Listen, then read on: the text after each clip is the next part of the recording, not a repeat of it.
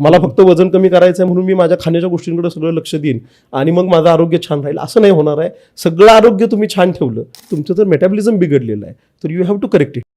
व्याख्यात सांगताना आयुर्वेदानं आरोग्याची काय सांगितली? समदोष सम अग्नी समधातू मलक्रिया प्रसन्न आत्म इंद्रिय मनः स्वस्थमिती अभिधीयते. म्हणजे ते समदोष सम अग्नी म्हणजे काय? तुमची भूक चांगल्या स्थितीत असणं म्हणजे आरोग्य आहे. तुम्ही आयुर्वेदाच्या पद्धतीनं वजन कमी करत असताना तुमचं फॅटच लॉस होतो, मसल लॉस कोणत्याही स्वरूपाचा होत नाही. Mediterranean food is the best diet. म्हणजे त्याच्यामध्ये सगळं आहे ना. आपण जे भारतीय आहार म्हणून जे घेतोय, पालेभाज्या, तुमच्या फळभाज्या, कडधान्य, हे सगळं कार्बोहायड्रेट असेल तर आपण डाळी पण खातोय, डाळीमधनं प्रोटीन जातंय ना. चिकन आणि मटनच कशाला खायला पाहिजे? आपल्याला सगळ्यांना माहिती असतं की वजन वाढलंय, पण बऱ्याच आपण असं पण बघतो ना की वजन वाढलेले लोक असे हॉटेलमध्ये खाताना दिसतात किंवा पिझ्झा बर्गर्स अशा गोष्टी खाताना दिसतात. पण त्यांना असतं की यार खाऊन असा काही त्रास होत नाही, ठीक आहे आज नाही उद्या कमी होईल. मेहुणे आणि मेहुण्यांचे पाहुणे, पण हेच पाहुणे जेव्हा माहिती सांगत नाहीत ती गोराबेज पॉडकास्टवर असे असते. नमस्कार मंडळी, मी ऋषिकेश. गोराबेज पॉडकास्टवर तुमचं खूप खूप स्वागत आहे. खरं तर मागच्या 1-2 पॉडकास्टमध्ये आपण वेट लॉस याविषयी चर्चा केलेलीच आहे, पण तरीही खूप लोकांचे वेगवेगळे प्रश्न होते आणि खूप कॉमन प्रश्न होते, मी असं म्हणाल की जे सर्रास सगळ्या लोकांना पडलेले असतात. तेच प्रश्न आज आपण पुन्हा एकदा आयुर्वेदाचार्य नीरज जाधव सरांसोबत डिस्कस करणार आहोत. नमस्कार डॉक्टर नीरज सर. नमस्कार सर. सर, जसं मी म्हटलं तसंच की आयुर्वेदाचार्य तुम्ही आहात आणि जवळपास गेली 15 वर्ष तुम्ही पुण्यामध्ये प्रॅक्टिस करत आहात. तर आज आम्हाला तुमच्याकडून बऱ्याचशा गोष्टी माहिती करून घ्यायच्यात आणि त्यातलं सगळ्यात महत्त्वाचं की वेट लॉस, ज्याच्यामध्ये तुम्ही आय गेस तज्ज्ञ आहात किंवा तुम्ही खूप वर्ष त्या गोष्टीवर काम करत आहात. तर सगळ्यात महत्त्वाचं किंवा सगळ्यात सुरुवातीलाच मला तुम्हाला असं विचारायला आवडेल गप्पा सुरू करण्याच्या आधी की आपलं वजन नेमकं कशामुळे वाढतं? कारण हा लोकांचा प्रश्न असतो की बऱ्याच लोकांना असं वाटतं अरे मी एवढंच खातो तरी माझं वजन वाढतंय, मी काहीच खात नाही तरी वजन वाढतंय, किंवा काहींचं असतं यार उपास केले तरी वजन वाढतंय, डाएट करतो तरी वजन वाढतंय. तर नेमकं वजन कशामुळे वाढतं? अगदी म्हणजे खूप महत्त्वाचा प्रश्न आहे हा. कारण वजन म्हणजे काय, कसं कॅल्क्युलेट करायचं किंवा काय, ह्याच्यावर खूप लोक हे करत बसतात. पण वजन का वाढतं ह्याचा विचार पहिला होणं गरजेचं आहे. तर वजन तुमचं वाढतं म्हणजे तुमचं मेटाबॉलिझम कुठेतरी डिस्टर्ब आहे. म्हणजे आपण ते लोकांचाच एक कॉमन प्रश्न काय असतो की दुसरी व्यक्ती खूप जास्त खाते आणि स्टील त्याचं वजन वाढत नाही, पण माझं वजन वाढतंय, तर त्याचं मेटाबॉलिझम चांगलं आहे. तो जो काय खातोय ते सगळं शरीर त्याचं पचवतंय छान चांगल्या पद्धतीनं आणि त्याच्यामुळे त्याचं वजन वाढत नाहीये. याच्या विरुद्ध तुम्ही जर बघितलं तर तुमचं मेटाबॉलिझम जर डिस्टर्ब आहे तर तुम्ही थोडं जरी खाल्लं तरी तुमचं वेट पुट ऑन होणार आहे. त्यामुळे हे तुम्हाला जर मेटाबॉलिझम तुमचं छान ठेवलं तुम्ही, तर तुम्ही किती खाता याचा तुमच्या वजनाशी संबंध नाहीये. मी एरवी पेशंटशी बोलताना सुद्धा पेशंटला म्हणतो की तुम्ही म्हणजे मी तुमच्या दुप्पट आहार घेत असेल मग मी तुमच्या दुप्पट जाड पाहिजे होतो, असं होतं का? असं होत नाही. तर हा म्हणजे आयुर्वेदाने सुद्धा अग्नी हा विचार जो आहे ह्याच्यामध्ये खूप महत्त्वाचा सांगितला आहे, म्हणजे तुमची पचनाची ताकद. तर असं आपण समजू, मी नेहमी उपचारामध्ये सुद्धा मी तेच सांगतो की तुम्ही किती खाताय ह्याचा विचार करणं महत्त्वाचं नाहीये, ते चांगल्या पद्धतीनं पचवलं जातंय की नाही हा भाग आहे. मग त्याच्यामध्ये कॅलरीचं कॅल्क्युलेशन मांडलं जावं हा तर भाग अजिबातच उपयोगाचा नाही. म्हणजे मला तर ते अजिबात उपयोगाचं वाटत नाही की आपण मोजून खावं सगळं की इतके ग्रॅम्स काही, त्याला काही लॉजिकच नाही आहे. तुमचं जॉय ऑफ इटिंग जो आहे तो तुमचा राहिलाच पाहिजे, कारण ते तृप्ती हा जी संकल्पना आहे अन्नातनं मिळणारी ती मिळायला नको का? तर त्यामुळं खाण्याचा म्हणजे क्वांटिटी ऑफ फूड आणि वजन वाढण्याचा संबंध लावणं प्रत्यक्षपणे इतकं योग्य नव्हे. आपण त्याचा मेटाबॉलिझमशी म्हणजे पुन्हा तुमच्या पचनशक्तीशीच आपण आपल्या वजन वाढण्याचा संबंध लावला पाहिजे. पहिला भाग आहे की ते तुमची म्हणजे मेटाबॉलिझम कुठेतरी डिस्टर्ब आहे आणि त्याच्यामुळे वजन वाढते. हे वजन वाढण्याचं पहिलं कारण आपण समजून घेतलं पाहिजे. म्हणून मग बाकीच्या सगळ्याच गोष्टी वेस्ट आहेत असं नाही म्हणता येणार. ओव्हर इटिंग हा फॅक्टर आहेच ना, अति सर्वत्र वर्ज्य असं आयुर्वेदानं सांगितलं. म्हणजे दिवसभरात किती वेळा खावं, किती खावं याला काहीतरी मर्यादा आपण घालणं गरजेचंच आहे. तर थोडा हाही भाग आहे की काही लोकांना अलीकडं म्हणजे काय खाणं हे व्यसन होऊन गेलेलं आहे, तर ते सुद्धा टाळता आलं पाहिजे. म्हणजे खाण्यावर कुठंतरी नियंत्रण असलंच पाहिजे. साधारणतः 4 मील मोर दॅन सफिशियंट होतात. म्हणजे सकाळी तुमचं ब्रेकफास्ट होणार आहे, लंच होणार आहे, फार तर इव्हिनिंग स्नॅक्समध्ये फ्रुट्स काहीतरी तुम्ही घेऊ शकता आणि तुमचं डिनर. ह्याच्या पलीकडचं खाणं जे आहे हे नक्कीच ओव्हर इटिंग आहे असं म्हटलं पाहिजे ना आपण. मल्टिपल मील हा जो प्रकार आहे हा याच्याने वजन वाढणारच आहे. आणखी एक भाग जो आहे तो सगळ्यात महत्त्वाचा जो अलीकडच्या तुमच्या आमच्या सगळ्यांच्या ह्याच्यामध्ये आहे तो म्हणजे जीवनशैली. आपल्या पूर्ण जीवनशैलीमध्ये व्यायामाचा अभाव आहे. शेतात काम करणारा शेतकरी कधी जाड झालेलं बघितलंय का तुम्ही? हे एक्झॅक्ट म्हणजे आपल्या जीवनशैलीमध्ये व्यायामाचा अभाव आहे. हा एक त्यातलं महत्त्वाचं कारण आहे. आणि बाकीच्या अलाडी फॅक्टर्समध्ये आपण स्ट्रेस म्हणजे तुमचं जे काही मानसिक आरोग्य आहे, ताणतणाव आहे, त्याच्यामुळं सुद्धा तुम्हाला वेट पुट ऑन होतंय, किंवा असं समजा की तुमच्या कामाचं सगळं शेड्यूल, झोप अपुरी असणं, ह्या सगळ्या गोष्टी ज्या आहेत त्या तुमच्या वजन वाढीला कारणीभूत आहेत. आणि मला फक्त मी वजन कमी करण्याबद्दल आपण बोलतोय म्हणून असं नव्हे, तुम्ही आरोग्याचा विचार करताना संपूर्ण आरोग्याचा विचार करायला पाहिजे. मला फक्त वजन कमी करायचं आहे म्हणून मी माझ्या खाण्याच्या गोष्टींकडे सगळं लक्ष देईन आणि मग माझं आरोग्य छान राहील, असं नाही होणार आहे. सगळं आरोग्य तुम्ही छान ठेवलं तर तुमचं वजनही नियंत्रणात राहणार आहे. नक्कीच. आता मला हळूहळू त्याच्याकडेच यायचं आहे सर. पण सगळ्यात पहिली सुरुवात करताना अजून एक विचारायला आवडेल की बऱ्याच लोकांचा आत्ता ह्याच्यानंतर हे ऐकल्यानंतर असा पॉईंट येतो की अरे मी हे सगळंच करतोय तरी माझं वजन कमी होत नाही. हां, here you need a treatment. Okay. तुम्हाला मेटाबॉलिझम तुमचं जाग्यावरती येण्यासाठी तुमच्या यकृताचं काम सुधारलं पाहिजे. ठीक आहे, तुमच्या पचनाच्या ज्या काही तक्रारी आहेत अगदी साधी पोट साफ होण्यासारखीची गोष्ट आहे की मला पोट साफ होत नाही, तर ते फक्त काहीतरी गरम पाणी पिऊन किंवा काहीतरी करून असं होणार नाही. या केसमध्ये तुम्हाला उपचारांची आवश्यकता आहे. म्हणून मी बऱ्याच वेळा पेशंटला सांगतो की वेट लॉस म्हणजे लोक मला म्हणजे माझीच एक केस होती की जी जवळजवळ 3.5 किलोमीटर सायकलिंग करायची रेग्युलर, पण वेट लॉस होत नव्हता. म्हणजे एवढा हेवी व्यायाम करून सुद्धा ते वजन कमी होत नव्हतं. फक्त ट्रीटमेंटची जोड दिली, त्यांचं ते पचनाची ताकद इम्प्रूव्ह झाली की त्याच जो काही चालू होता त्या व्यायामामध्ये सुंदरच्या पद्धतीनं वजन कमी व्हायला सुरुवात झाली. तर हे सगळं करून वजन कमी होत नाही म्हणजे तुम्ही समजून घेतलं पाहिजे की यू नीड अ ट्रीटमेंट. तुम्हाला काहीतरी त्याच्यासाठी उपचार करून घेणं, तुमची म्हणजे पचनशक्ती कुठं बिघडलेली आहे, यकृताचं काम चांगल्या पद्धतीने होतंय का नाही, पोट छान साफ होतंय का नाही, ह्या सगळ्या गोष्टींचा विचार तुम्ही करणं गरजेचं आहे. आणि मग तुमच्या त्या व्यायाम किंवा ह्या सगळ्या गोष्टींना अर्थ आहे. मी नेहमी बघतो ना, जिममध्ये जाऊन राबवून घेतात लोकांना आणि at the end of month तुमचं वजन किती कमी झालं असतं तर 100 ग्रॅम. ह्याला काही अर्थ नाही. तर आम्ही व्यवस्थित जर माझ्या पेशंटने आम्हाला फॉलो केलं तर 2-2 किलोपर्यंत आठवड्याला वजन कमी होऊन जातं. इतकं सुंदर आहे ते. पण हे कधी आहे सर, ह्याला उपचारांची जोड देणं गरजेचं आहे. म्हणजे तुमची आपण सुरुवातीला बोललो त्या पद्धतीनंच की तुमचं जर मेटाबॉलिझम बिघडलेलं आहे तर you have to correct it ना. करेक्ट. जसं मेटाबॉलिझममुळे विचारताय सर किंवा तुम्ही बोलताय की उपचारांची गरज आहे, तर मला एक जाणून घ्यायला आवडेल की उपचार म्हणजे आपण काय जोड देतो त्या गोष्टींना. कसं आहे, मी सुरुवातीला म्हणताना तो म्हणलं की आयुर्वेदामध्ये अग्नी हा विचार सांगितला, म्हणजे तुमची पचनाची ताकद. तर व्याख्यात सांगताना आयुर्वेदानं आरोग्याची काय सांगितली, समदोष सम अग्नी समधातू मलक्रिया प्रसन्न आत्म इंद्रिय मनः स्वस्थमिती अभिधीयते. म्हणजे ते समदोष सम अग्नी म्हणजे काय, तुमची भूक चांगल्या स्थितीत असणं म्हणजे आरोग्य. माझ्याकडे ट्रीटमेंट घ्यायला आलेले काही पेशंट मला म्हणतात की सर आम्हाला भूक कमी लागण्याचं काहीतरी उपाय सुचवा. अरे भूक कमी लागणं म्हणजे तुमचं आरोग्य बिघडल्याचं लक्षण आहे. तर तुमची भूक छान राहिली पाहिजे. तर तुम्ही म्हणाला की काय जोड देतो, तर ह्याच्यामध्ये दोन्ही गोष्टी आहेत. पहिली तर जी काय औषधं दिली जातात ती तुमच्या यकृताची कार्यक्षमता सुधारून घेतात. दुसरा भाग जो आहे त्याच्यामध्ये तुम्हाला म्हणजे रेचन औषधं वेगळी आणि अनुलोमन औषधं वेगळी. रेचन म्हणजे जुलाब होणारं औषध आहे, ते तुमची पचनाची प्रक्रिया बिघडवून पोट साफ करून घेतं. अनुलोमन औषधं म्हणजे कोणती औषधं, जी तुमचं पचन होऊन पोट साफ करून घेतात. तर अशा स्वरूपाची औषधं दिली जातात. याच्याने तुमचं ओव्हरऑल डायजेशन सुधारतं. आणि त्याच्या स्वरूपामध्ये ज्यावेळेला आपण वेट लॉस करतोय त्यावेळेला मात्र मी थोडं खाण्यावरती थोड्या मर्यादा घालतो. म्हणजे असं समजा की तुम्ही 100% आहार घेताय तर मी ड्युरिंग ट्रीटमेंट 70% आहार देतो आणि ही औषधांची जोड आहे. मग एका बाजूने भूक सुधारलेली आहे, पण खाणं मात्र तितकंसं होत नाही. ही सरप्लस हंगर जनरेट होत असते.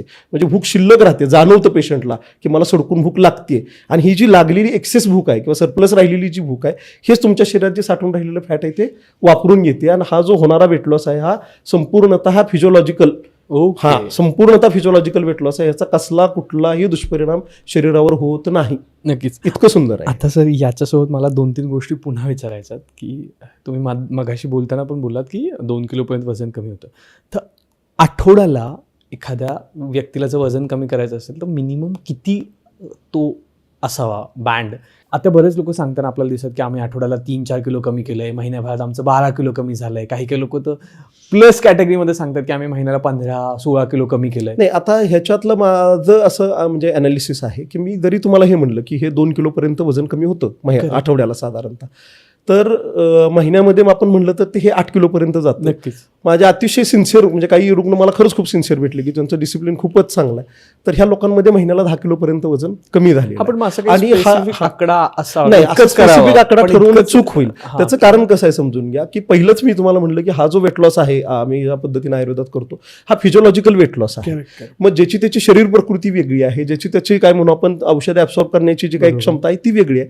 तर त्याच्या अनुषंगाने वजन कमी होणार आहे. पण एक त्यातही बेसलाईन धरली तर साधारणतः अवरेज ते 2 किलोचं विकली आणि एक महिन्यात 8 किलोपर्यंत वजन कमी होण्याचं पडून जातं. पण मला असं वाटतं की वेट लॉसला तुम्ही टार्गेट नाहीत घालायला पाहिजे कशाचे, की आता तुम्ही म्हणाला तसं की हे म्हणजे बऱ्याच लोकांचं आपल्याला ह्या चर्चेच्या अनुषंगानं म्हणजे लोकांना वाटतं की फार पटकन वजन कमी व्हायला पाहिजे. उलटे प्रश्न आहेत. म्हणजे हे 2 किलो आठवड्यात कमी होते ह्याच्याबद्दल सुद्धा उलटे प्रश्न येतात मला की सर हे 2 किलो म्हणजे खूप जास्त नाही का होत आठवड्यामध्ये, असाही प्रश्न आहे. तर हे समजून घ्या की मी पाहिलं की अबाव 100 ज्यांचं वेट आहे ह्या लोकांचं पहिल्या वीकमध्ये 3 किलोपर्यंत वजन कमी होतं. Okay sir it depends on काय म्हणू आपण त्याचं जे काही बॉडी हे आहे शरीराची जी काही एक ठेवण आहे त्याच्यावरती अवलंबून आहे की तुमचं वजन किती कमी होणार आहे. ठीक आहे. एक मात्र नक्की आहे म्हणजे आपण पुढे त्या चर्चेमध्ये येईलच की तुम्ही आयुर्वेदाच्या पद्धतीनं वजन कमी करत असताना तुमचं फॅटच लॉस होतो. मसल लॉस कोणत्याही स्वरूपाचा होत नाही. तुमचं जे काही वजन कमी होते त्याच्यामध्ये तो फॅट लॉस होतोय. आणि मग त्या केसमध्ये समजून घ्या तुमचं जसं तुमची ओबेसिटी आहे तशा स्वरूपातच ते वजन कमी होत जाणार आहे. आणि म्हणजे हे 2 किलो जास्त नाही आहे का ह्याचं उत्तर मी सांगितलं की हे 2 किलो नक्कीच जास्त नाही आहे कारण एकदा तुमची पचनाची ताकद सुधारली की खूप चांगल्या पद्धतीनं तुमचं वजन कमी होतं. तर हे इथंपर्यंत ठीक आहे. पण आता तुम्ही जे म्हणालात ना की आम्ही महिन्याला 15 किलो करतो किंवा काय, नक्की आपण त्यांची उपचार पद्धती तपासून पाहिली पाहिजे. म्हणजे मी मगाशी बोलतानाही तुम्हाला म्हटलं की आम्ही ज्या पद्धतीनं वेट लॉस करून घेतो ह्याच्यामध्ये म्हणजे कुठलाही दुष्परिणाम शरीरावर होत नाही. म्हणजे माझ्याकडं आता 8,500 पेक्षा जास्त केसेस झाल्या. मला माझ्या कुठल्याही पेशंटला स्ट्रेच मार्क्स पडलेले आठवत नाहीये. ओके म्हणजे अप टू 50 kgचा वेट लॉस झालेल्या पेशंटच्या अंगावरती सुद्धा त्वचा गळाली, स्ट्रेच मार्क्स आलेत, अशा पद्धतीचं कुठलीही गोष्ट झालेली नाही. कारण तो वेट लॉस असा काही सडन काहीतरी डाऊन झालंय आणि काहीतरी केलंय अशा पद्धतीचा तो वेट लॉस नाहीये. तो फिजिओलॉजिकल वेट लॉस आहे.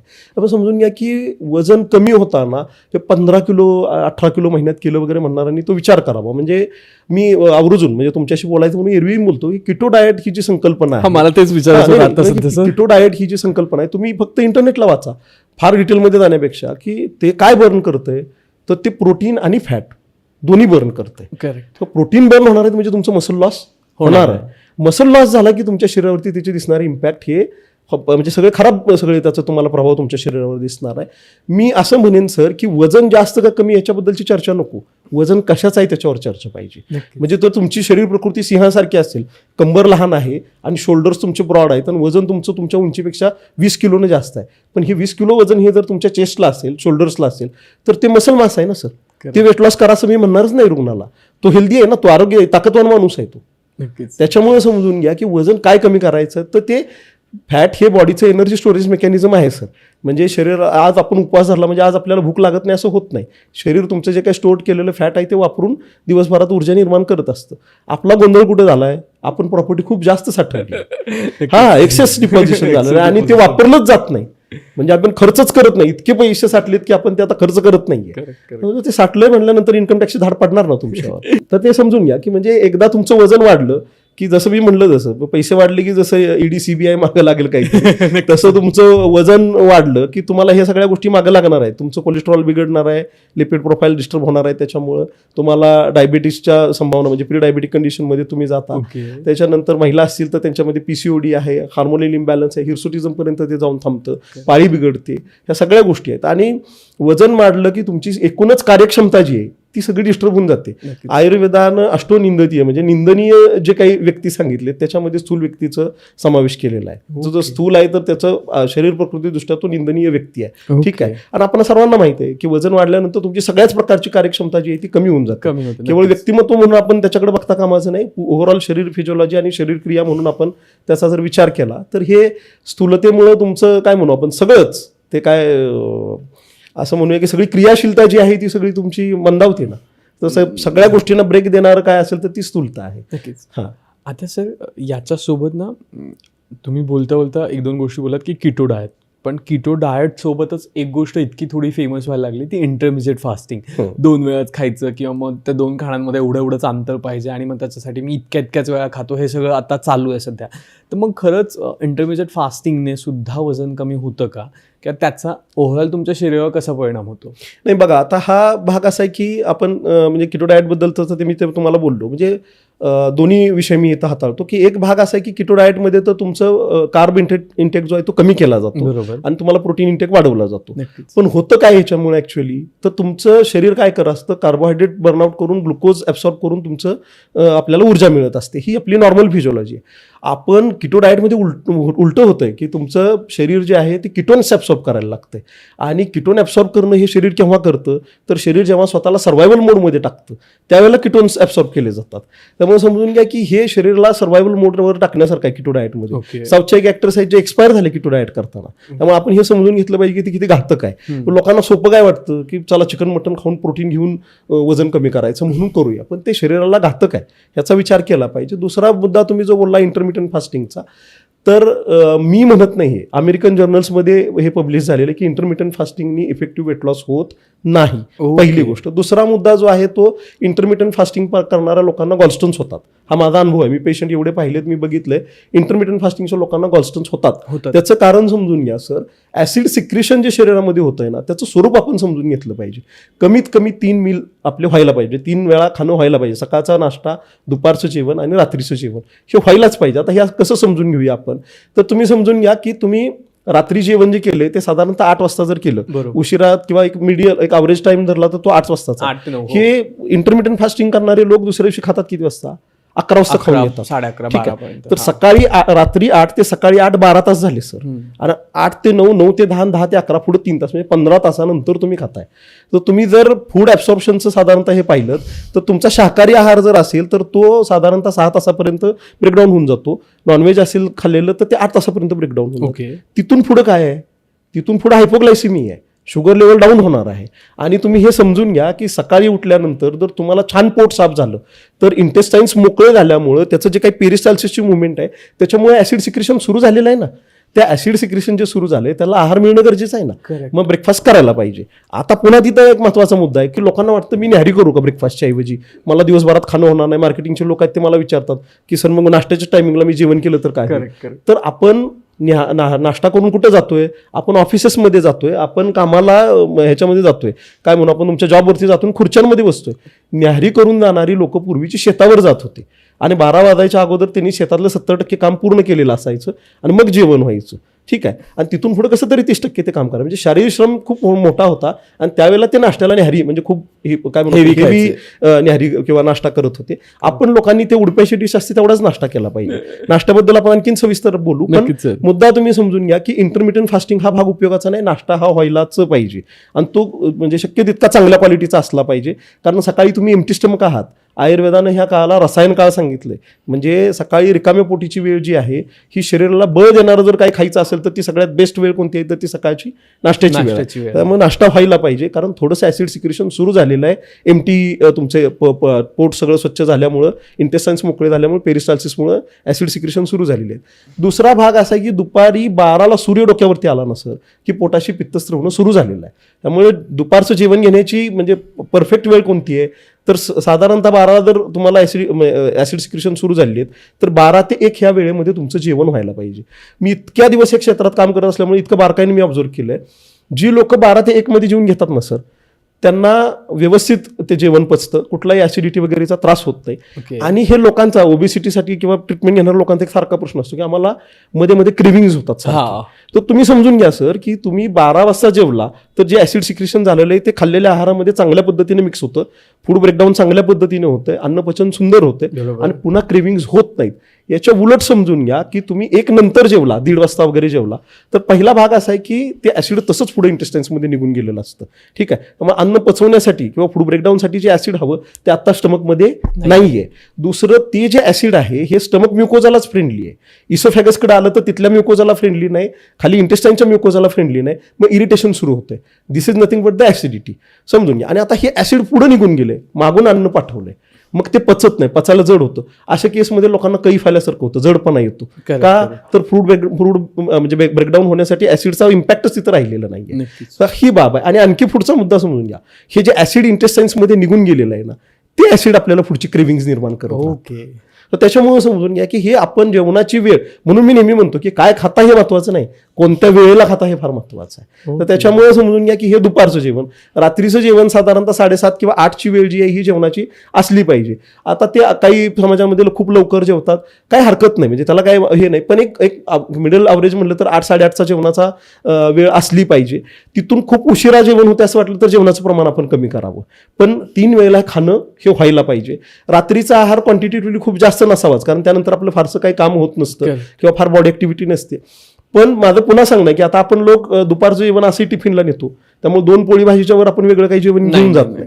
तर रात्रीचं जेवण जे आहे ते क्वांटिटी वाईज कमी असावं, पण क्वालिटेटिव्ह असलं पाहिजे, म्हणजे तुमचं ताट बघून तुम्हाला समाधान वाटलं पाहिजे. नित्य सर्व रसाभ्यास हा असं आयुर्वेदानं सांगितलंय ना, म्हणजे मधुर, आम्ल, लवण, कटू, तिक्त, कषाय हे षड्रस जे आहेत ते तुमच्या जेवणात असले पाहिजे. मग तुम्ही एक चपाती घ्या, भाजी घ्या, थोडी कोशिंबीर घ्या, एखादी चटणी घ्या, थोडंसं माइल्ड स्वीट काहीतरी घेऊया आपण, असं सर्व गोष्टींनी युक्त आहार जो आहे तो तुमचा रात्रीचा असला पाहिजे. हा ठीक आहे, म्हणजे अर्थात वेट लॉसची ट्रीटमेंट चालू असेल तर ह्याला कट बसणार आहेत हे नक्की. ते म्हणजे हे असं सगळं आहाराचं गणित आहे. त्यामुळे इंटरमिटंट फास्टिंग किंवा किटो डाएट म्हणजे समजून घ्या, मला स्पष्टच सांगायचं आहे की तुमच्या शरीराचं एक बेसिक न्यूट्रिशन जे आहे, एक आहार पोषण नावाची जी संकल्पना आहे ती डिस्टर्ब करून तुम्ही जे वजन कमी करताय ना त्याच्यामध्ये काही मजा नाही. त्याचा संतुलन सांभाळूनच आपल्याला वजन कमी करता आलं. नक्कीच सर, हे आहे. पण आता याचा सोबतच ज्यावेळेस तुम्ही ताट एक्सप्लेन केलं त्याच्यासोबत बऱ्याचशा गोष्टी येतात, ते म्हणजे भात खाल्ल्याने वजन वाढतं का? तर काय नाही, म्हणजे तुम्ही म्हणला ते आहे, बऱ्याच लोकांचे असे ते प्रश्न असतात की भात खाल्ल्यानं वजन वाढतं का किंवा चपाती खाल्ल्याने वजन वाढतं का, मग हे भाकरीमध्ये कार्बोहायड्रेट एवढं. मी नेहमी पेशंटला सांगतो तेच मी तुम्हाला सांगेन की कॅलरीचा हिशोब मांडला नाही पाहिजे. ओके, ठीक आहे. दुसरा भाग कसा आहे समजून घ्या की बेस्ट डाएट कोणता. म्हणजे आता आपण मेडिटेरियनला आपण किटो डाएटचं दुष्परिणाम काय आहे ते सांगितलं, आपण इंटरमिटंट फास्टिंगचं दुष्परिणाम काय आहे ते, सगळ्यात बेस्ट डाएट कोणता हे सांगायला पाहिजे ना लोकांना.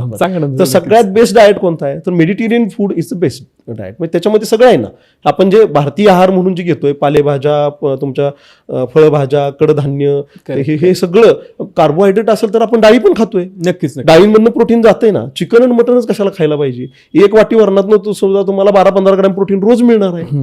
त्याच्याने तुमचं प्रोटीन इंटेक बॅलन्स होतोच ना. तर त्याच्यामुळे समजून घ्या की हे काय म्हणू आपण, बेस्ट डाएट हा आपला भारतीय आहार जी मी आता जे ताट सांगितलं हे सगळ्यात सुंदर आहार आहे. त्याच्यामध्ये सगळ्याचं संतुलन आहे, त्याच्यामध्ये फायबर आहे, त्याच्यामध्ये प्रोटीन आहे, अगदी मायक्रोन्यूट्रिएंट लागणारे सुद्धा आपल्या मसाल्यांच्या पदार्थांमधून जातात. आयुर्वेदाच्या उपचारामध्ये बऱ्यापैकी आपले जे काही आजीबाईचे बटवा म्हणून आपण जे म्हणतो ते म्हणजे सगळं आपला मसाल्याचा डबा आहे. नक्कीच संपलं. तर ते सगळं योग्य प्रमाणात जर आपण ग्रहण करत असू, जिऱ्यासारखी गोष्ट पचनशक्ती सुधारायची आहे म्हणून तुम्ही जे म्हणला, अर्थात कोणत्या एका गोष्टीनं होतं असं मी अजिबात ते म्हणणार नाही, पण जिरं दीपन पाचन आहे, भाजीला जिरं रोज पडतंय आपल्या. ठीक आहे. तर त्यामुळे हा आपला आहार हा सगळ्यात बेस्ट आहार आहे. तर त्याच्यामुळं ती तुम्ही म्हटला जसं म्हणून सांगितलं की तिची सर्वांग सुंदर दिसणारी जी थाळी आहे ना, तोच सगळ्यात बेस्ट डाएट आहे. ठीक आहे. तो योग्य वेळी योग्य प्रमाणात खाणं हेच आपल्या शरीरासाठी गरजेचं आणि आरोग्यदायी आहे. तरी पण सर प्रश्न राहतो ना की भात खाल्ल्याने काय होतं किंवा चपाती खाल्ल्याने काय होतं, आणि त्याच्यामुळे लोकांचे जे मिसकन्सेप्ट आहे आता हे आहे की म्हणजे समजून घ्या, पुन्हा मग तो कॅलरी कडे जाणारा विषय आहे की मग आपल्याला भातातनं काय स्टार्च आहे, ह्याच्यातनं कार्बोहायड्रेट आहे, हे आहे ते.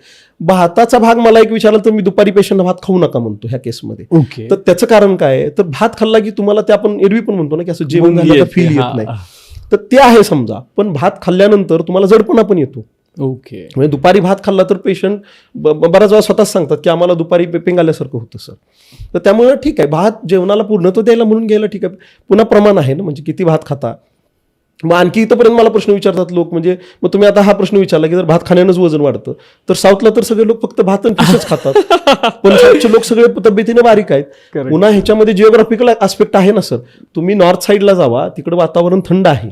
ठीक आहे. ह्या केसमध्ये ते लोक पितायत काय, लस्सी ताक पितायत, प्रोबायोटिक्स घेतायत, त्याच्यामुळे धिप्पाड शरीरयष्टी आहे ना त्यांची. ठीक आहे. तुम्ही महाराष्ट्रामध्ये या, आपण उष्णकटिबंधीय प्रदेशात मोडतो, आपल्याकडचे मध्यम प्रकृतीचे लोक आहेत, आणि मग तुम्ही साऊथला गेलात की ते लोकांच्या प्रकृती बारीक आहे. तर ह्याला जिओग्राफिकल सिग्निफिकन्स पण आहे. तर त्याच्यामुळे हा सर्वंकष विचार आपण त्याच्यामध्ये करायला पाहिजे. आणि मला तेच वाटतं की एखादी गोष्ट खाण्यातनं टाळणं किंवा हे काहीतरी केल्यानंतरच वजन नियंत्रणात येईल असं काही वाटणं, ह्याला काही लॉजिक नाही. आपण तो काय म्हणू, आपण सर्वांगीण पोषणाचा जो विचार आहे तो करत करत वजन कमी करायचा असाच विचार करायला पाहिजे. त्यामुळे समजून घ्या, भात खराब असता तर आतापर्यंत आपल्या पूर्वजांना काहीतरी भातानं ओबेसिटी खूप जास्त. मला सांगा ना, भात आपण आधीपासून खातोय ना. करेक्ट. आधी होतं का डायबिटीज, बीपी, हायपरटेन्शन, ओबेसिटी हे होतं का आधी? एवढं आता काय झालंय, म्हणजे आणखी त्याच्या पुढच्या मुद्द्यावर कदाचित मी म्हणजे काय म्हणू आपण हे स्वीट बद्दलचं लोकांचा ग्रह आहे की गोड एक्झॅक्टली म्हणजे काय तुम्ही ते काय लोक म्हणतात व्हाईट पॉइझन ना काय शुगर इज व्हाईट पॉइझन. तर हे असं काही नाहीये ना. ज्ञानेश्वरांनी मधुर रसा सात्विक सांगितला ना. म्हणजे गोडानं सगळंच वाईट होत असतं तर माऊलींनी त्याच्यासाठी ओवी खर्ची घातली नसती. समजून घ्या. म्हणजे अति सर्वत्र वर्ज्य आहेत. तर गोड खायचं म्हणजे काय खायला पाहिजे तर ते माइल्ड स्वीट असले पाहिजेत ना. शेवयाची खीर, रव्याची खीर, तांदळाची खीर हे खाण्यामध्ये असलं गुड. तुम्ही आठवा ना आपल्या जुन्या काळामध्ये आपल्याकडे घरात गोड किती व्हायचं. तर पाहुणे आले म्हणलं की आपण गोड जेवणात करायचो. सणवार आहे म्हणलं की आपण गोड करायचो. आता आपल्याकडे गल्लोगल्ली स्वीट मार्ट झाली आणि आठवड्याला प्रत्येक आठवड्याला घरात आपण काहीतरी स्वीट आणून ठेवतोय आणि ती हेवी स्वीट आहे सगळं. तर हे कुठेतरी प्रोसेस ह्याच्या आणि प्रोसेस्ड आहे ते तर आणखी त्याचे प्रॉब्लेम वेगळे आहेत. पण हे गोड खाण्याचं प्रमाण खूप जास्त होतंय.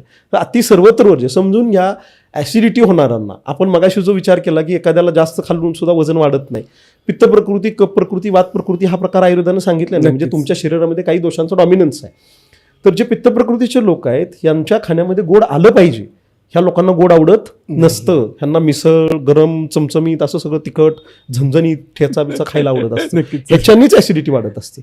तर त्या लोकांच्या खाण्यामध्ये गोड आलं पाहिजे. त्याच्यामुळे त्यांचे ऍसिडिटीचं प्रमाण कमी होणार आहे. पण गोड काय तर ते मी म्हणलं असं माइल्ड स्वीट, शेवयाची खीर, रव्याची खीर, तांदळाची खीर अशा पद्धतीचं गोड जे आहे ते त्यांच्या खाण्यामध्ये आलं पाहिजे. हेवी स्वीट्सनी तुमची ऍसिडिटी कमी होत नाही. हे तुम्ही सगळं सांगितलं भाताचं आणि चपातीचं. पण त्याच्यासोबत अजून एक येत आहे ते म्हणजे ऑइल खायचं नाही किंवा फ्राईड गोष्टी खूप प्रमाणात अवॉइड केल्या जातात किंवा आजकाल शालो फ्राय म्हणून किंवा एक जस्ट नुसतं टोस्ट केलं जातं थोड्याशा थेंबभर तेलात म्हणेल किंवा चमचाभर तेलात म्हणेल. तर तेलामुळे पण वजन वाढतंय का किंवा तो कसा तुमच्या जनरली आपण आता कोणत्याही ह्याच्यानी विचार करायचा झालं तर हेल्दी फॅट नावाचा प्रकार पण आपण ऐकतोयच ना अलीकडे. ओके ठीक आहे. तर तेल खाऊच नाही किंवा तेल बंद करावं वगैरे अशा पद्धतीचा विचार करणं उपयोगाचं नाही. कारण एक नॉर्मल फॅट बॉडीमध्ये राहणं अपेक्षित आहे. त्याच्यामुळं कारण आपण मगाशीच बोललो की बॉडी फॅट जे आहे ते तुमचं एनर्जी स्टोरेज मेकॅनिझम आहे. तुमच्या शरीराला लुब्रिकेट करण्याचं काम जे होतं ते त्याच्यानी बऱ्यापैकी होत असं. किंवा असं समजा की त्वचेला जे काही मार्दवता येते त्याच्यामध्ये फॅटचा कुठेतरी रोल आहेच ना. नक्कीच. त्याच्यामुळं कसं आहे की तेल खाऊ नये किंवा फ्राईड खाऊ नये हे अति सर्वत्र वर्ज्य हा जी एक बेसलाईन आहे ही आपण डोक्यात ठेवली पाहिजे की तेलकट खाल्लं पाहिजे पण किती. तर म्हणजे आपल्याला असं काय होतं की समजा आपण म्हणतो की हॉटेलिंग अवॉइड करा. तर ह्याचं कोणाला तर समजा तुम्ही आठवड्यातनं एकदा हॉटेलिंग करत असाल तर त्याच्याने खरंच शरीरावर तेवढा विपरीत परिणाम होतो का तर ते होत नाही तितकासा. तेवढं शरीर मॅनेज करून घेतं. पण माझ्या पाहण्यात पेशंट आलेत सर जर आठवड्याचे आपले म्हणजे 2 वेळची जेवणं धरली आपण 14 मील धरले तर ह्यातले 4 मील कसे घरी होतात नाही तर मग बाकीचे सगळे हॉटेलिंगचं फूड आहे. मग त्याच्यामध्ये जाणारं तेल आणि तेलाचा विषय कोणता आहे तर म्हणजे दोन्ही गोष्टी आपण बोलूया. पहिलं तर तूप वगैरे गोष्टी ज्या आहेत त्या हेल्दी फॅटमध्ये मोडतात ज्याच्याने खरंच काही कोलेस्ट्रॉल वाढत नाही किंवा शरीरावरती तुमच्या काही खराब परिणाम होत नाही. मग तूप खाण्यामध्ये असलं पाहिजे. तेलाचं प्रमाणही जर प्रमाणात तुम्ही तेल घेताय तर त्याच्याने तुमचं कोलेस्ट्रॉल वाढत नाही. तुम्ही हा विषय काढला म्हणून माझ्या एका रुग्णाचा किस्सा मी सांगू इच्छितो तुम्हाला की म्हणजे नवरा बायको दोघं एकाच घरात राहत आहेत. ठीक आहे. या दोघांचंही आम्ही लिपिड प्रोफाईल केलं एक साधारणतः मागच्या 3 महिन्यापूर्वीची ही गोष्ट आहे. ओके. तर मिसेसचं लिपिड प्रोफाईल एकदम हेल्दी छान काहीही नाही आणि मिस्टरांच्या लिपिड प्रोफाईलमध्ये मात्र सगळं वर खाली झालंय सगळं बिघडलंय. ठीक आहे. आता हे का झालं तर मिसेस फक्त घरातलं फूड जेवण घेत होत्या. नाश्ता दुपारचं जेवण रात्रीचं जेवण घरात होतं. मिस्टरांचं तसं नाही. दुपारचं जेवण त्यांचं कंपनी कॅन्टीनला होत होतं. आणि समजून हा विचार फार महत्वाचा आहे. हे बल्क क्वांटिटीमध्ये जिथं अन्न शिजवलं जातं त्याच्यामध्ये 30 तेलं पुन्हा रिपीटली वापरली जातात. म्हणजे करपलेलं तेल असतं सर ते. आणि जर न्यूट्रिशन वाईज आपण बघितलं तर हे करपलेलं तेल हा ओमेगा 3 फॅटी ऍसिडचा रेप्लिका आहे. आणि मग ते तसं आलं म्हणून शरीर ते ॲब्सॉर्ब करून घेतं आणि त्याचा दुष्परिणाम शरीरावर होत असतो. तर त्यामुळे समजून घ्या की घरात महिला मंडळी जे प्रेमानं स्वयंपाक बनवतात ना तिथं तेल टाकताना चमच्यानी 2 चमचे तेल टाकलं जातं. जिथं क्वांटिटी फूड बनवलं जाते तिथं तेल ओतलं जातंय. हा फरक आपण समजून घेतला पाहिजे. तर प्रमाणात जर तेल खाण्यामध्ये असेल तर तेलाने शरीराला फार अपाय होतोय वगैरे असा काही भाग नाहीये. दुसरा भाग असा आहे की एखाद्या पाण्याच्या टाकीमध्ये तेच पाणी भरपूर काळ साठून राहिलं तर ते शेवळ लागतं ना. तसाच भाग आहे की तेच तेल तुम्ही सातत्यानं खात राहिला तर कोलेस्ट्रॉल वाढण्याच्या शक्यता बळावतात. अशा केसमध्ये आपण बदलून तेल वापरलं पाहिजे. म्हणजे एकदा सोयाबीन घेतलं तर एकदा सूर्यफूल घेतलं पाहिजे तुमचं एकदा शेंगतेल घेतलं पाहिजे असं बदलून ती तेल नाव घेतली तर त्याच्यावरून एक पुन्हा एक येतं की आजकाल सगळ्या फॅन्सी डाएट्समध्ये ऑलिव्ह ऑइल सांगतात. मग खरंच ऑलिव्ह ऑइल वर्सेस ही तेलं काय आहेत? बघा कसं आहे समजून घ्या, आपण मार्केट स्ट्रॅटेजी समजून घेतली पाहिजे त्याची. ओके. सगळं ऑलिव्ह ऑइल जे आपल्याकडे बाहेरून येतंय आणि त्यामुळं मग खूप प्रोपोगंडा आहे. ऑलिव्ह ऑइल हे बेसिकली टॉपिंगसाठी वापरलं जातं, त्यामुळे त्याचा म्हणजे काय आपल्या तेलांपेक्षा ती तेलं भारी असं अजिबात होऊ शकत नाही. इव्हन लहान मुलांना मसाज करायचं म्हणलं की ते ऑलिव्ह ऑइल लावा म्हणतात. करेक्ट. तर तिळाचं तेल हा सगळ्यात श्रेष्ठ स्नेह आहे. समजून घ्या, स्नेह कोणता, ज्यांनी मार्दवपणा यायला पाहिजे, त्वचेला तुकतुकीतपणा यायला पाहिजे आणि वाताचं शमन व्हायला पाहिजे, ह्या पातळीवर जर तुम्ही विचार केला तर ऑलिव्ह ऑइल कुठंच कामी येत नाही. ओके. ते तिळाचं तेलच करू शकतं. बळकटी देण्याचं काम करणारे तेही तिळाचं तेलच करणार आहे. त्यामुळे समजून घ्या की ऑलिव्ह ऑइल बेस्ट आणि आपली तेलं खराब असं अजिबात नाहीये. ही तेलं सुद्धा तितकीच चांगली आहेत गुणात्मक दृष्ट्या. फक्त आपण म्हटलो होतो की तेच तेल वारंवार खाणं हा प्रकार थोडा टाळला पाहिजे. बदलून तेल वापरलं पाहिजे, हा एक भाग. दुसरा मुद्दा, तुमचं तेलाचं प्रमाण जे आहे कमी असलं पाहिजे. तेल खायचं आहे म्हणजे किती, तेल भाजी आपल्याला पाण्यात शिजवायची, बरीच लोक तेलात सुद्धा शिजवतात. ओके. हा, तर ते व्हायला नको. तर तेलाचं प्रमाण कमी असलं पाहिजे.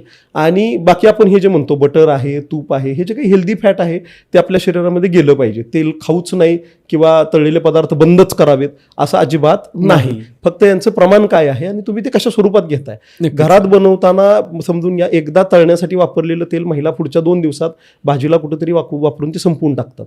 याच्या विरुद्ध तुम्ही गाड्यावर किंवा बाहेर जे अन्न खाता तेच तेल वारंवार करपलेलं तेल पुन्हा पुन्हा वापरलं जातं, हे तेल शरीराला 100% हानिकारक आहे. याचे परिणाम फार पटकन शरीरावरती होतात आणि त्याच्यानं तुमचं कोलेस्ट्रॉल बिघडलेलं तुम्हाला दिसतं. याच्यासोबत जर अजून एक गोष्ट येते, वेट लॉस म्हटलं की आजकाल लोकांकडे ना एक फॅन्सी अशी मोठी टमरेल सारखी बॉटल असते पाण्याची. Yes sir. किंवा एक आपण म्हणतो ना जुन्या काळात कॅन असायचं तसं अगदी can घेऊन फक्त त्याला कॅनचं वेगळं स्वरूप दिलंय.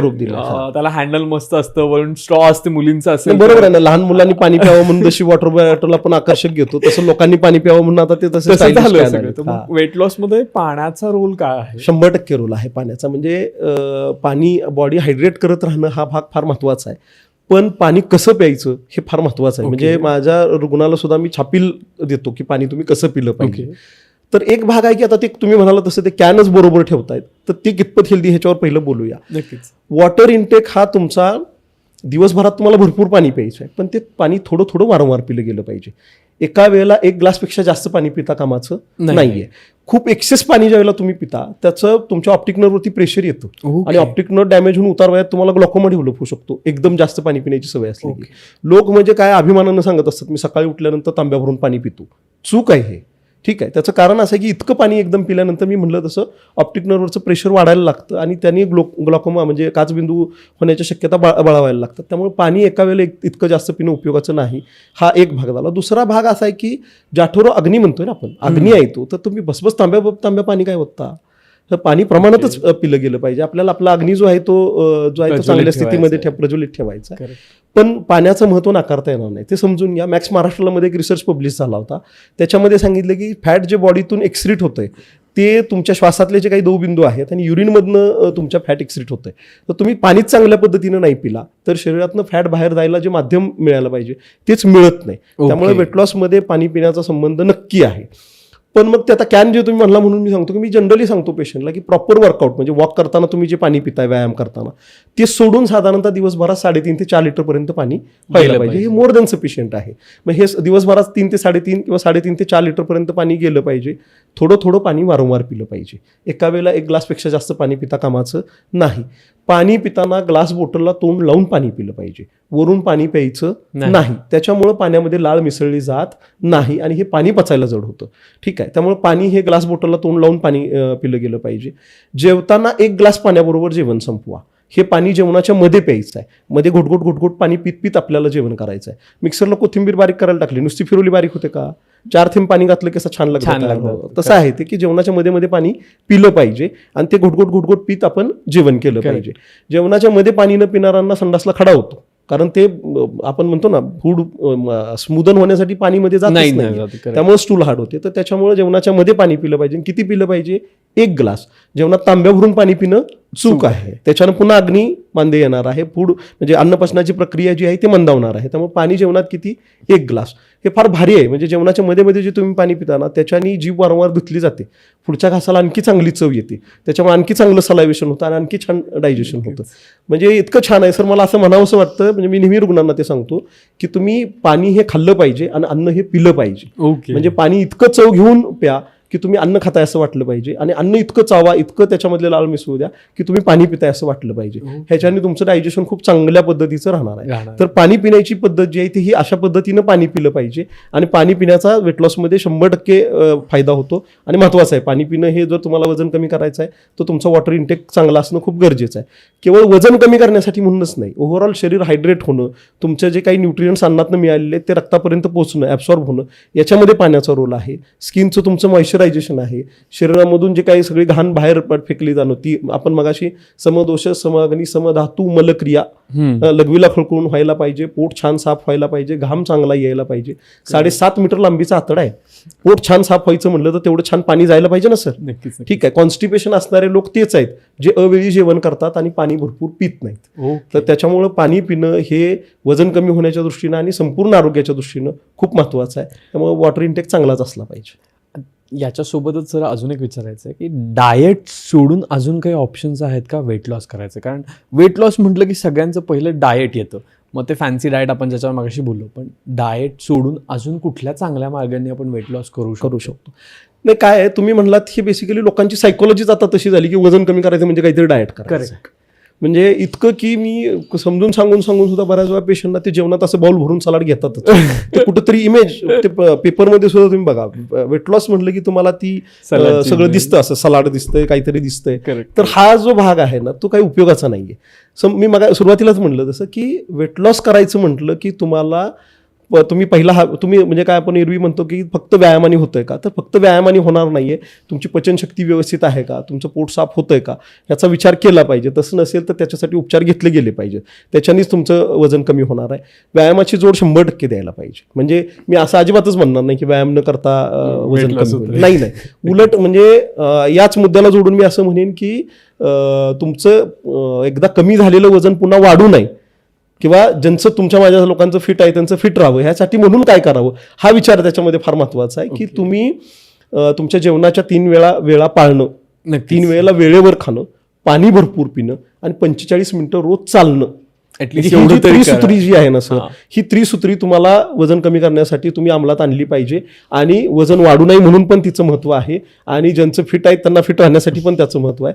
तर असं समजा की ही त्रिसूत्री लक्षात ठेवली पाहिजे आपण. 3 वेळेला वेळेवर खाणं, पाणी भरपूर पिणं आणि 45 मिनिटं चालणं. चालण्यासारखा चांगला व्यायाम असू शकत नाही सर. समजून घ्या की 15 मिनिट्स हा बॉडीचा वॉर्मअप पिरियड आहे, तिथून पुढे अर्धा तास साधारणतः चालणं व्हायला पाहिजे. असा 45 मिनिट्सचा वॉक व्हायला पाहिजे. Walk is a best cardio. म्हणजे ट्रेडमिलवर चालताना हार्ट अटॅक आलेले आपण पेशंट पाहिलेत, मोकळ्या हवेत चालताना कोणाला हार्ट अटॅक आलेला पाहिलाय का आपण? अजून तरी ट्रेडमिलच्या स्टेप ज्या आहेत त्या मेकॅनिकल स्टेप्स आहेत. तुम्ही मोकळ्या हवेत ज्या चालतायत ते तुमच्या शरीराच्या कलानं टाकलेल्या स्टेप्स आहेत. त्याच्यानी तुमचा खूप चांगल्या पद्धतीचा व्यायाम होतो. हार्ट कार्डियक ऍक्टिव्हिटी म्हणजे हार्टचं जे काम आहे ते खूप चांगल्या पद्धतीनं सुधारतं. चालणं हा सर्वांग व्यायाम आहे. त्याच्यामुळे हे 45 मिनिटांचं चालणं, 3 वेळेला वेळेवर खाणं आणि पाणी भरपूर पिणं, या 3 म्हणजे गोष्टी जर आपण म्हणजे ही त्रिसूत्री जर आपण लक्षात ठेवली तर आपलं ओव्हरऑल हेल्थ चांगली राहू शकते, फिटनेस चांगला राहू शकतो आणि वजन कमी व्हायला मदत होऊ शकते.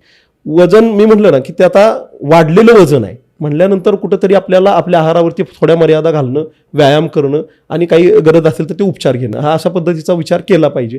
हे न करता कुठला तरी एकांगी विचार केला की तुम्ही म्हणला अशी दमछाक होते रुग्णांची. जिम करून करून कंटाळतात, ते डाएट करून करून कंटाळतात, सगळं खाऊनही पुन्हा वजन कमी होत नाही, मग वैतागतात. आणि सगळ्यात महत्त्वाचं मी बघितलंय सर की मग हे सगळं करून आल्यानंतर आमच्यासमोर बसतात त्यावेळेला त्यांच्याकडे तो कॉन्फिडन्सच नसतो की आमचं वजन कमी होईल. म्हणजे फर्स्ट कन्सल्टेशनला रुग्णांशी एवढं का बोलावं लागतं, तर पहिला त्यांना तो विश्वास द्यावा लागतं की 100% तुमचं वजन कमी होणार. तर कमी होतं वजन, फक्त हे आपण असा काय म्हणू, आपण सर्वांगीण विचार त्यासाठी केला पाहिजे. कुठलाही एकांगी विचार, बऱ्याच वेळा लोकांना वाटतं की मी काहीतरी ह्याचा रस पिन त्याचा रस पिन, अत्यंत चुकीच्या गोष्टी आहेत त्या. सर्वांगीण विचार केला गेला पाहिजे. याच नोटला धरून मला अजून एक विचारायचं सर, वेट लॉस म्हटलं ना सगळ्यात पहिलं काकडी गाजर येतं, हमखास येतं. आणि मग काही लोक सांगतात की काकडी गाजर जेवणाच्या आधी खायचं असतं, काही लोक सांगतात जेवणात मध्ये खायचं असतं, काही लोक सांगतात मग काकडी गाजर आणि वाटीभर दही खायचं असतं. तर ही जे काही मिसकन्सेप्शन आहेत काकडी गाजर आणि दहीचे, ते जर तुम्ही सॉल्व्ह केले तर आवडेल मला वेट लॉसमध्ये. काकडी गाजर असा विचार करण्यापेक्षा कसं आहे, सलाड कोणतं किंवा हे जे काही म्हणतात ह्याच्यामध्ये फायबर जाणं हा भाग अपेक्षित. ओके.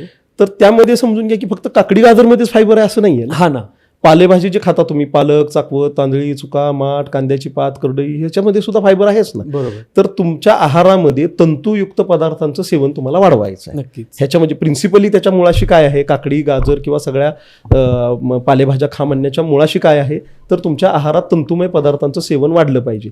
त्यातलं जे सेल्युलोज आहे त्याच्याबरोबर शरीरातनं एक्सेस असलेलं फॅट बाहेर जाणार आहे. तर त्यासाठी आपल्याला ते खायचं आहे.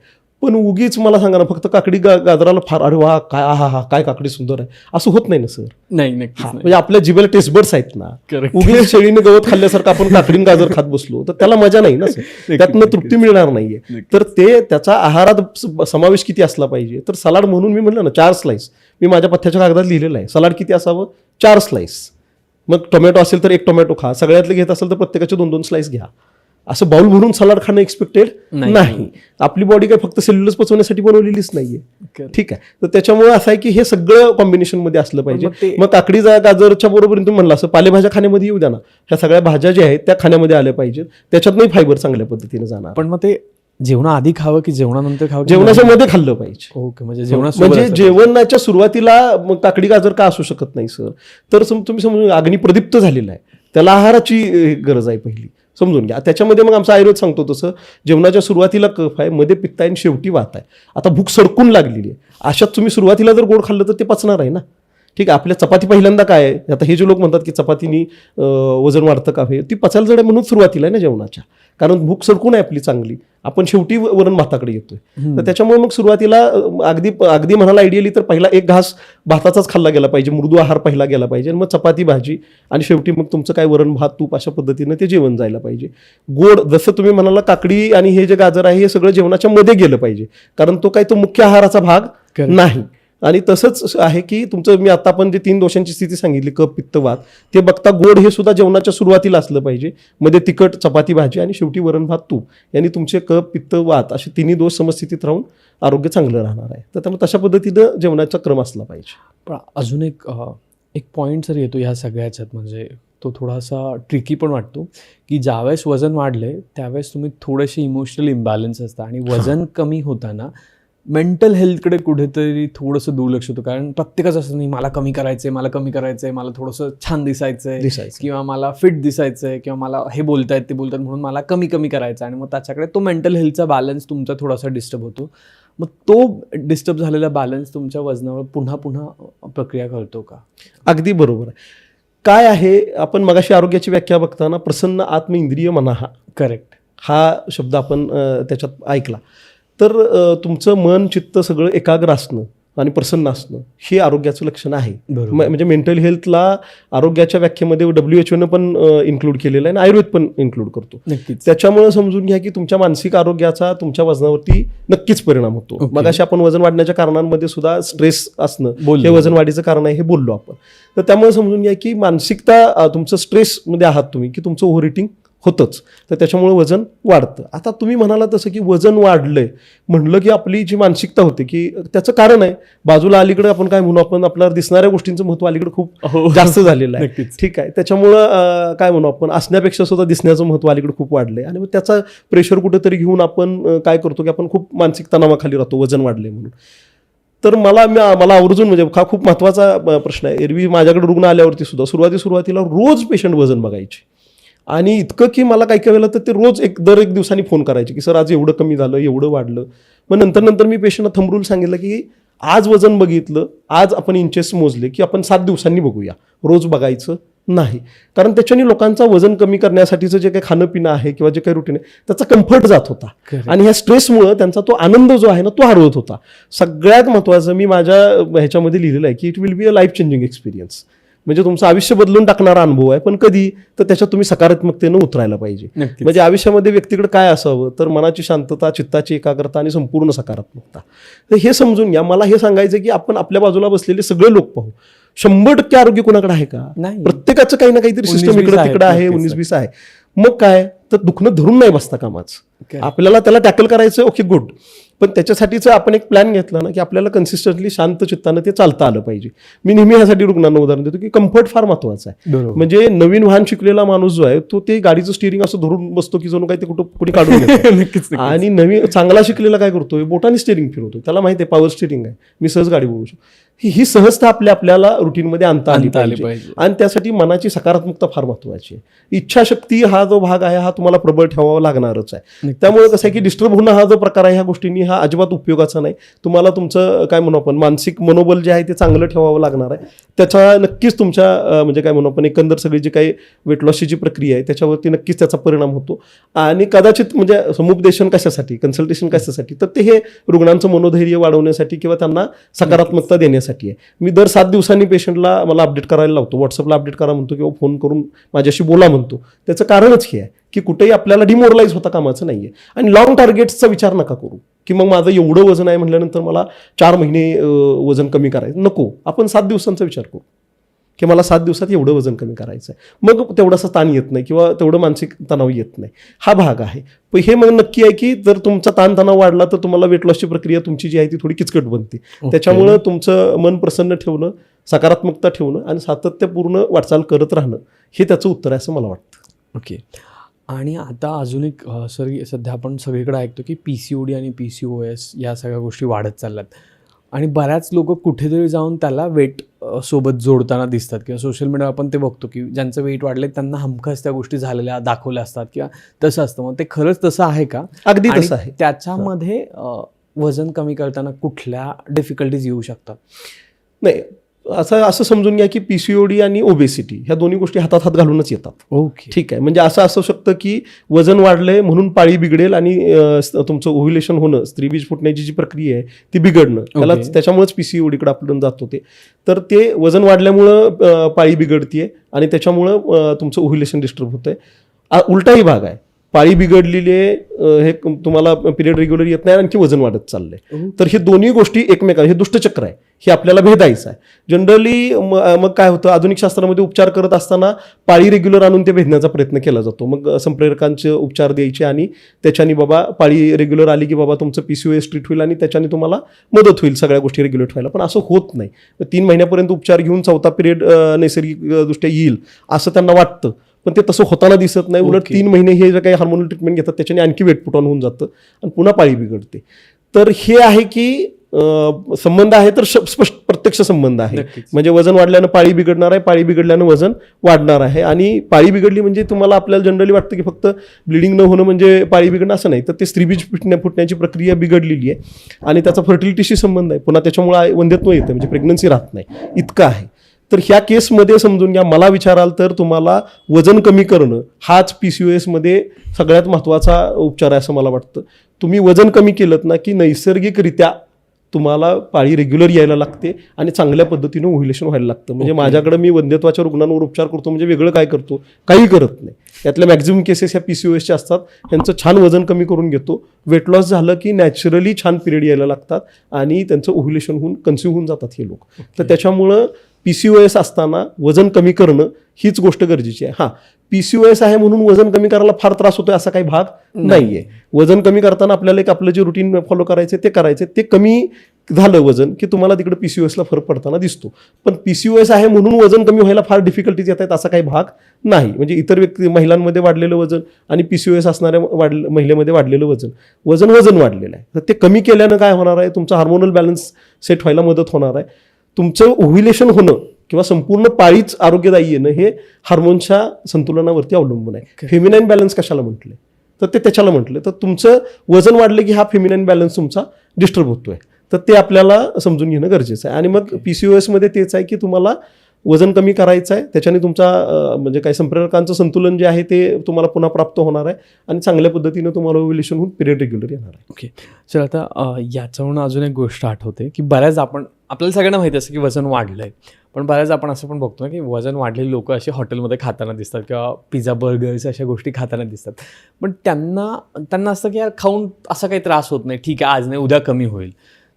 तो एक पार्ट आहे. मग अशा मानसिकतेला भेटताना किंवा अशा वेळेस काय होतं, कारण प्रत्येकाला ते त्रास लगेच होत नाही, त्याच्यामुळे ती जाणवत नाही गोष्ट. तर त्याच्यासाठी काय केलं पाहिजे. आणि दुसरी गोष्ट की काही लोकांचं उलटं आहे की अरे थोडंसं जरी फॅट कुठे आलंय पोटामध्ये इकडे इकडे साईडला थोडंसं जसं तुम्ही म्हणाल की रोज मोजतात की 8-15 दिवसांनी मोजतात आणि जाणवते नाही आज 1 किलो वाढलंय बरं का, मग आपण लगेच मग ते सुरू होतात नाही आता मला काहीतरी केलं पाहिजे, मग मी हे करू का, मी ते करू का, ते करू का. अशा 2 वेगळ्या वेगळ्या कॅटेगरीचे लोक आहेत. तर मला हे विचारायचं आहे की वजनाचे काही टप्पे आहेत का तुमच्या वयामानानुसार की इतकं असेल तर ते तुम्ही फिट आहात की हेल्दी पर्सन आहात. आता कसं आहे, तुम्हाला हे काय बॉडी मास इंडेक्स वगैरे हे फॉर्म्युले सगळे तुम्हाला काय Correct. ऑनलाईन Google वर उपलब्ध आहेत. मिळतात. त्याचा काही फार नक्कीच. मला एक जनरल फक्त काय सांगायचंय सर, मगाशी आपण बोललो तसं की तुमच्या शरीर प्रकृती तुम्हाला सांगते हा नक्कीच की whether I am healthy or not. Correct. ठीक आहे, तर ते कळतं. तर मसल वेट असेल तर वजनाचाही विषय नाही, हे मी मगाशी तुम्हाला बोललो. तर तसा बघा पोट वाढत चाललेलं आहे, तुमची म्हणजे काय एकंदरच क्रियाशीलता कमी होत चाललेली आहे म्हटल्यावर आपण त्याच्यावरती गंभीर होणं गरजेचं आहे. हा एक भाग. एक ठोकताळा म्हणून बघायचं झालं तर उंचीच्या प्रमाणामध्ये आपलं वजन असलं पाहिजे. वयाचा त्याच्याशी संबंध नाही जोडता कामाचा. ओके. उंचीच्या प्रमाणामध्येच आपलं वजन असलं पाहिजे. मी नेहमी सांगतो पेशंटला की साधारणतः 5 फूट तुमची हाईट असेल तर 5 फुटाला 50 किलो इतकं वजन आणि वरच्या प्रति इंचाला 2 किलो इतकं वजन असायला पाहिजे. म्हणजे 5 फूट 2 इंच हाईट आहे तर तुमचं आयडियल वेट किती आहे? 52. 54 आहे ती. म्हणजे साधारणतः 52-54च्या रेंजमधले तुमचं ते आहे. महिलांचं असेल तर त्याला 2 किलो कमीच. ठीक आहे, तर हे असं आहे. पण इतकं आयडियल वेट असावं असं आहे का? नाही. तर ते तसं काही गरज नाही. 3-4 किलो इकडे तिकडे जास्त असेल तर त्याचा काही फारसा शरीरावर दुष्परिणाम होत नाही. पॅथॉलॉजिकल वेट जे आहे म्हणजे तुमच्या उंचीच्या प्रमाणात तुमचं 10-15 किलो वजन जास्त आहे तर ते नक्की पॅथॉलॉजिकल काय, तर त्यावेळेला ते कमी करायला पाहिजे. हा एक भाग आहे. आता तुम्ही ती गोष्ट बोललात की वजन वाढलेले लोक आहेत तेच खाताना दिसतात आणि ते म्हणतात कुठं काय फरक पडतोय.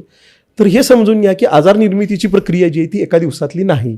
बॉडीचं स्वतःचं असं एक काय म्हणू आपण बॅलन्सिंग मेकॅनिझम आहे. तर जोपर्यंत शरीर संतुलन करते तोपर्यंत ते होणार आहे. म्हणजे धबधबा दगडावरती वर्षानुवर्ष कोसळत असतो, त्यावेळेला जाऊन कुठेतरी त्या दगडाला खड्डा पडलाय. असं नाही झालं की एक दिवस पाणी पडलं आणि खड्डा पडला. तर तुमचं ओबेसिटी ही सुद्धा तुम्ही असं सातत्यपूर्ण चुकीची जीवनशैली, मी काहीतरी आज खूप जास्त खाल्लो, दुर्वांकूरची थाळी खाल्ली आणि उठलो दुर्वांकूरमधनं खाली आलो जाड झालो, असं नाही होत. तुम्ही सातत्यानं कुठेतरी ओव्हर इंटेक आहे, तुमचा श्रमाचा अभाव आहे आणि मग ते वजन वाढलेलं आहे. आता दुसरा भाग कसा आहे की हे नक्कीच आहे त्याचा दुष्परिणाम त्यांच्या शरीरावर होणारच आहे. हार्ट अटॅक आल्यानंतर आपण विचार करतो मलाच का. करेक्ट, आलं लक्षात. त्याच्या आधी आपण कोलेस्ट्रॉल बघितलं पाहिजे, लिपिड प्रोफाईल आपलं बॅलन्स आहे की नाही ते बघितलं पाहिजे, असा विषय आहे. तर तो डायबिटीस तर आम्ही पटकन स्वीकारतच नाही.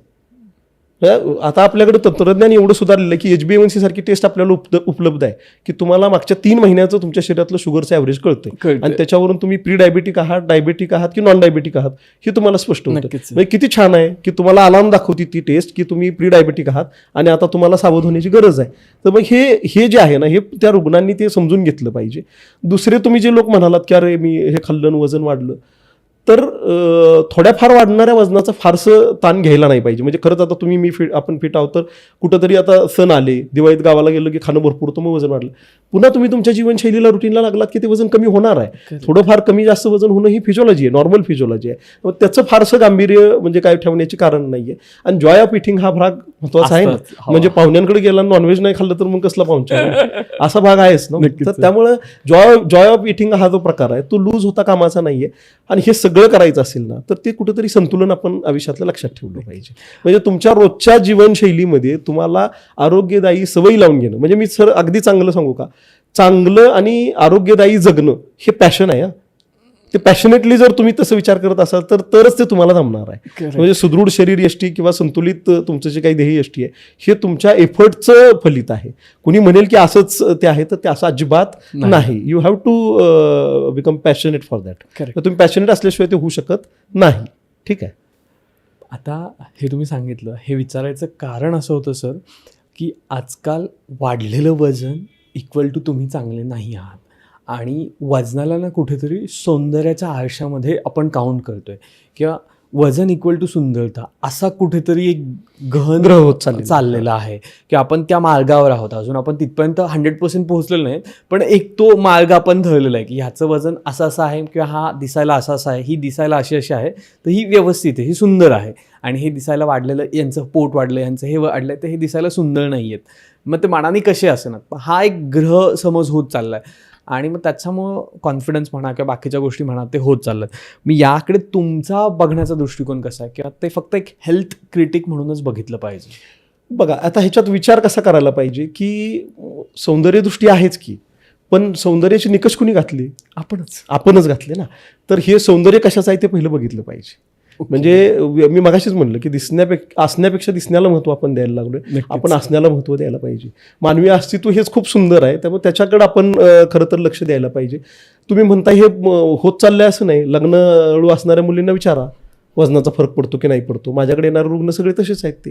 तर त्यामुळे तुम्ही म्हणताय हा भाग आहेच आहे, पण ते जर कुठंतरी आपल्या व्यक्तिमत्वाला किंवा ओव्हरऑल पर्सन म्हणून आपल्याला जर कुठं डिस्टर्ब करायला लागलं तर मला असं वाटतं की आपण सकारात्मकतेने ठाम उभं राहिलं पाहिजे त्याच्या विरोधात. मी आहे, हे माझं बॉडी फिजिक आहे आणि मी आहे, still I am a beautiful person. नक्कीच नक्कीच. हा, कारण आपण कितीतरी कलाकार बघतो ना, कितीतरी लोक आहेत की जे असं उभे आहेत पण खूप चांगल्या पद्धतीचं काम करतात.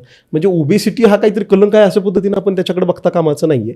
आणि एक नक्की की वजन कमी करताना फक्त मी सुंदर दिसावं म्हणून वजन कमी करावं हा दृष्टिकोन तितकासा उपयोगाचा नाही. नक्कीच वजन कमी झाल्यावर आपण सुंदर दिसणार आहे ही गोष्ट नक्की आहे, पण वजन कमी करत असताना आपण आरोग्याचाच विचार त्याच्या मुळाशी असलेला केला पाहिजे. कारण आपण जसं बोललो, एक वजन वाढल्यानं तुमच्या शरीरावरती त्याचा खूप म्हणजे काय म्हणू आपण खूप सगळं म्हणजे वेगळ्या अंगाने त्याचा तुमच्या शरीरावरती हळूहळू होत असतो आणि तो खूप दुष्परिणाम होत असतो. म्हणजे आपण आजार पाहिलेच, म्हणजे डायबेटिक कंडिशनमध्ये जाता, हायपरटेन्शन म्हणजे तुमचं बीपी वाढण्याचं कारण सुद्धा तुमचं वजन आहे. तुमचं एवढं सगळं म्हणजे काय म्हणू आपण डायबिटीस आहे, हायपरटेन्शन आहे आणि त्यात पुन्हा आणखीन वजन वाढत चाललंय, कोलेस्ट्रॉल वाढून स्क्लेरोसिस म्हणजे रक्तवाहिन्यांच्या आतमध्ये ते कोलेस्ट्रॉल वाढून तुम्हाला ब्लॉकेजेस बसतायत, मग अँजिओप्लास्टी करावी लागते, हार्ट अटॅक येऊ शकतो. हीच गुठळी तुमच्या मेंदूत जाऊन झाली कोलेस्ट्रॉलची तर तुम्हाला स्ट्रोकचा अटॅक बसणार आहे, तुम्हाला पॅरालिसिस होणार आहे. त्याच्यानंतर तुम्ही समजून घ्या आणखी त्यातला सांगायचा महत्त्वाचा भाग काय की तुम्ही हे आरोग्याच्या दृष्टीने म्हटलं म्हणून आयुर्वेदिक धातू वैषम्य नावाची संकल्पना सांगतो. म्हणजे शरीरातले सगळे धातू समप्रमाणात असणं म्हणजे आरोग्य आहे. आणि त्याच्यात कुठलाही एक धातू विषम स्वरूपात वाढला की ते अनारोग्य आहे. समजून कसं घ्याल तर तुम्हाला 2 लोकांमध्ये बोन डेन्सिटी कमी दिसते. किरकोळ तब्येतीच्या लोकांमध्ये ज्यांचं ऑस्टिओपोरोसिस असतं, हाडं ठिसूळ असतात, कारण त्यांचं काहीच नीट पोचलेलं नाही त्यामुळे हाडं कमजोर आहेत. पण दुसरे लोक ती आहेत ओबेज, जाड लोकांमध्ये हाडं ठिसूळ आहेत, हाडांची घनता कमी आहे. आता ह्याचं कारण काय? दिसताना तर आपण गुडगुडीत दिसतोय आणि मग बोन डेन्सिटी कमी आहे किंवा ह्याच्या विरुद्ध एचबी सुद्धा बऱ्याच वेळा महिलांचा कमी असतो, ओबेज महिलांचा. तर हे धातू वैषम्य आहे. तुम्ही जो आहार घेताय त्याच्यातून सगळ्यात जास्त पोचला कोण गेलाय? मेद पोचला गेलाय. त्याच्यामुळे बाकीची धातूंकडे पोषणांश समप्रमाणात पोचत नाहीये आणि त्यामुळे शरीराचं आरोग्य ढासळत चाललेलं आहे. तर हे इतका खोलवरती हा विषय आहे. तर ते धातू वैषम्य आहे त्याच्या मागं. मग हे झालं, मग आणखी लहान लहान गोष्टी दिसतात. तुमचं वजन वाढायला लागली की टॅनिंग व्हायला लागतं, मानेच्या खाली काळे पडायला लागतं, तुम्हाला मग काय म्हणू आपण ते तीळ येणं किंवा हा प्रकार चामखीळ येणं हा प्रकार वाढायला लागतो, त्वचेचं आरोग्य बिघडतंय. भरपूर गोष्टी आहेत. म्हणजे हे इतकं सगळं जर तुमच्या आरोग्यावर विपरीत परिणाम करणार असेल तर फक्त मला फिट होऊन सुंदर दिसायचा असा विचार करून कसं चालेल?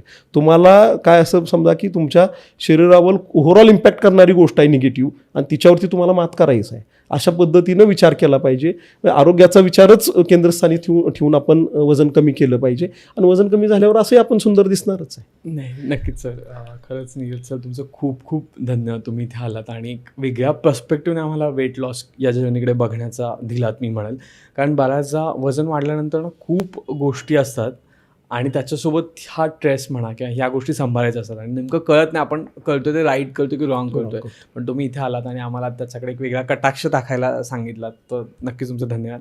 त्याचबरोबर हा एपिसोड तुम्हाला कसा वाटला ते कमेंटमध्ये लिहायला विसरू नका. आणि मला माहिती लास्ट टाईम पण मला एकाची कमेंट आली होती की वजन कसं वाढवावं किंवा एक हेल्दी वेट कसं वाढवावं याचा एपिसोड घ्या, तर त्याचा आपण नक्कीच एक चांगला एपिसोड घेऊयात. तुम्हाला जर तसा काही एपिसोड हवा असेल तर कमेंटमध्ये सांगायला विसरू नका, कारण आपण खूप वेट लॉसचा एपिसोड घेतोय. वेट कसं वाढवायचं किंवा हेल्दी वेट कसं वाढवायचं याच्यावर जर तुम्हाला एपिसोड हवा असेल किंवा त्याच्यासाठी काही गोष्टी हव्या असेल तर कमेंट करायला विसरू नका. त्याचबरोबर आजचा एपिसोड कसा झाला आहे तेही कमेंटमध्ये सांगा आणि हा एपिसोड कुठल्या मित्रमैत्रिणींना काय ज्यांना खरंच गरज आहे त्यांना पाठवायला विसरू नका. धन्यवाद.